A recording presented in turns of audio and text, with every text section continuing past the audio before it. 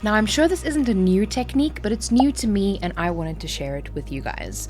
Last night, I did a live stream with my patrons over on Patreon, and we developed this little butterfly. I used a stencil cut with my Cricut and some Simon Hurley Lunar paste, and I'm going to show you exactly how to do this exact thing.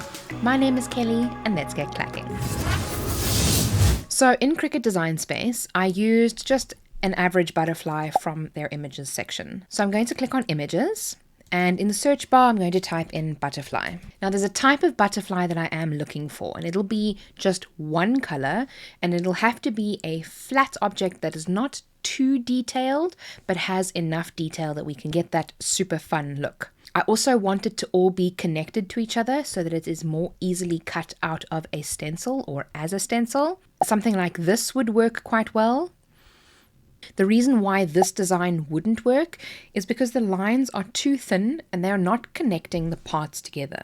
We could offset it, but there are also floating bits on the inside that wouldn't be connected to the stencil.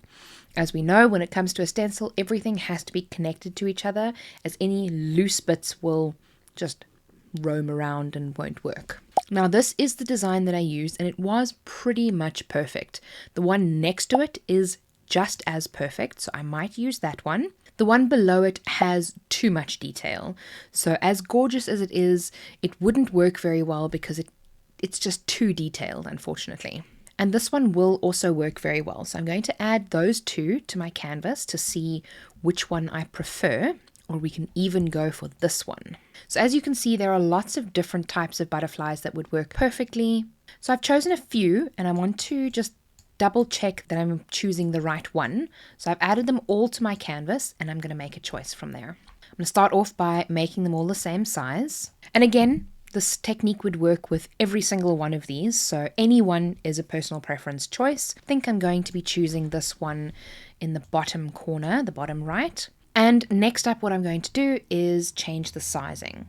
Now the one that I made is around 14 centimeters wide and 10 centimeters high. So I'm going to just make this a tiny bit smaller, and I'm going to zoom in so we can see what we're working with. Now this layer I'm going to be cutting out of the stencil. Now typically what we would do is we would add a border to the stencil, and we would then slice that out of a box or a border.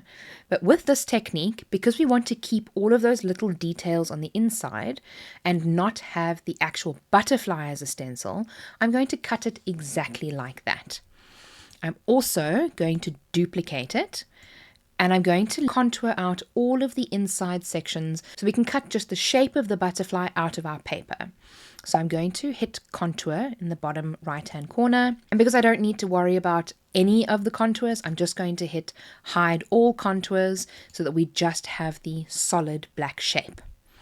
I'm also going to change the color of this, or maybe I'll change the color of the stencil, so that Cricut knows that we're cutting them out of two different materials. Because if they're both black, Cricut will think that they're going to be cut out of the same material, which is not the case. I also see that this design has a few weird things on it, so I'm not sure if it's part of the original design, but we will see how that looks in the end. I do want to pull out these two little lines here, so I'm going to just hit contour, scroll right down to the bottom because the smallest elements will always be right at the bottom, and I'm going to just deselect these because they look like little dots, which will not work well on my stencil. So I'm just going to remove those, and it's pretty much cleaned up our stencil, so I'm very glad that I did that. I tend to check these things just before I cut something just to make sure. And from here, I'm going to save my project as I want to be able to make it again in the future, and just in case something goes wrong while it's busy cutting. And I'm going to hit make it. Now this layer will be our actual stencil, so I'm going to hit continue, and I'm going to search for the acetate that I'm going to be using. I use the foil acetate setting just because I find it cuts a little bit better. And I'm going to use a very new green or standard grip mat because the acetate needs to stick down very well. And if you're using a lightly used or a heavily used mat, you aren't going to get very clean cuts. I'm definitely going to use my brayer to make sure that the material stays down, stuck well onto my mat. And then I'm going to load it into the machine and cut that. Once that's done, I'm going to cut the other butterfly, the solid shape, out of craft board. I like to use just a nice thick hardboard, but you can use pretty much anything here as well. I'm going to be using the craft board setting for that, so I'm going to make sure to come back to my computer and change the setting in between them. Now that I have both of these sections cut, you can barely see the acetate. It works when I hold it up against the light. Now, the reason I chose the acetate and not a thicker film or a more easier to see film like this frosted sheet or mylar or something like that is because the acetate is very thin.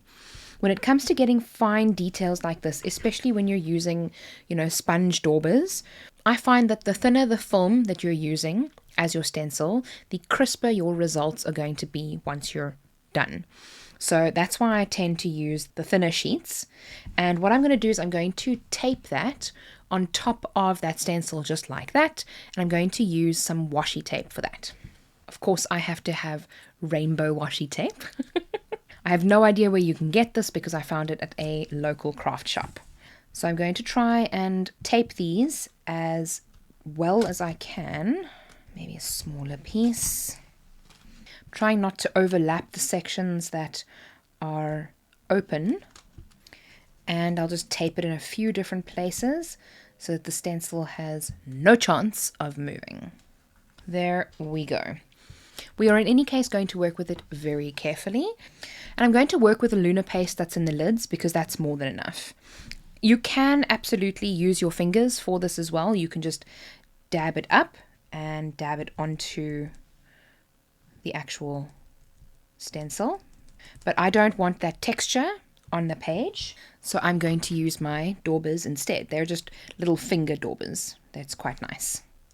And I'm just going to pick up some color and lightly dab it on, mirroring the same color in the same section on the other side. And I have no rhyme or reason as to how I do this. I kind of just pick what I think will look nice. But I will go in a second time after it and make sure to deepen that color a little bit. It dries pretty quickly, so you'll be able to get 2 coats very nicely, nice and evenly. It is a texture paste, so depending on how you apply the color, that's how it will stay. So if you give it a lot of texture, if you add a lot of paste, then it will have a very rough texture once you're done. If you use a brush, it'll also have a different texture, so it all depends on what kind of look and feel you're going for. I absolutely love this stuff. And you also want to try and clean off your daubers in between colors because you don't want it to harden on the dauber itself because it will affect your sponge quality. So you should actually wash these in between once you've finished using them. And you can close up your Lunar paste. I just call it solar paste. I don't have any solar paste, unfortunately. It's not available in my country yet. That is the white mica one. Oh, it is so pretty.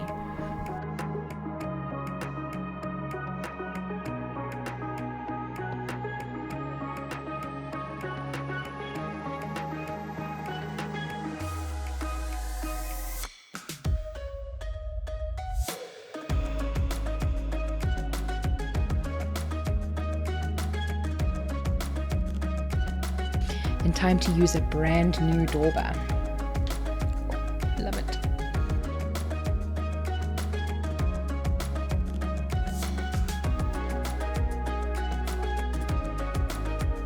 And now for the fun part of the final reveal. So we can just decide where we want to start with the washi tape and take one of the pieces off, being very careful. Is that not just transformative? Look at how stunning that is. Now we very carefully take the washi tape off the back. I love it. This Lunar paste is just absolutely perfect. It gives you the most incredible result for some stunning projects. So a huge thank you to Simon Hurley for developing it because I love it. And I can't wait to get my hands on the solar paste. Thank you so much for watching. Don't forget to subscribe for more Cricut videos in the future. And remember, be kind to someone today. See you soon.